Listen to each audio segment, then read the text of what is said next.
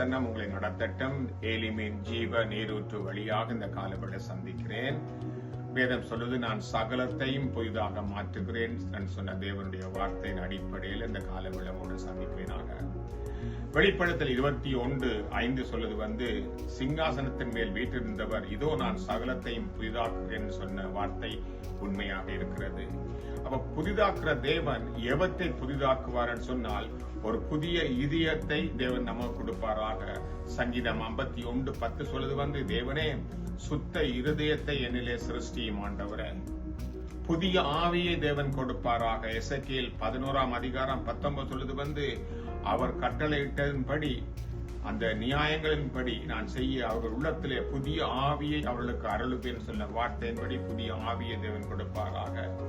புதிதாக செய்கிற தேவன் புதிய நாமத்தை கொடுப்பாராக. சங்கீதம் 62 ஏசாயா 62:2 சொல்லுது கர்த்தருடைய வாய் சொல்லும் போது புது நாமத்தினால் நீ அழைக்கப்படுவாய் என்று சொல்லி புதிய பலத்தினால் தேவன் நம்மை நடத்துவாராக.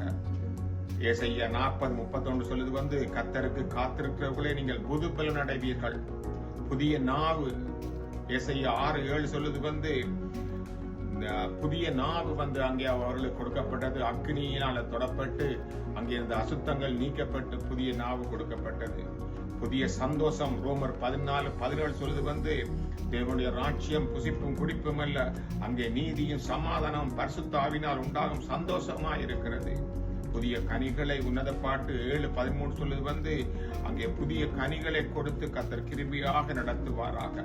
எனவே இந்த நாள்ல கூட ஏசாயால் சொல்லப்பட்டது போல 43:19 இதோ நான் புதிய காரியத்தை செய்கிறேன், அவைகள் இப்பொழுதே தோன்றும், அதை நீ அறியாயோன்னு சொன்ன வார்த்தையின்படி ஆண்டவரே நீ புதிய காரியங்கள் செய்கிற கர்த்தர். இந்த கால வேளையில இதை கேட்டுக்கொண்டிருக்கிற பிள்ளைகள் வாழ்க்கையில என்னென்ன புதிய காரியங்கள் நீ செய்ய சித்தம் வைத்திருக்கிறீரோ அதன்படி ஒவ்வொரு பிள்ளைகளையும் நடத்துவீராக ஆண்டவரே.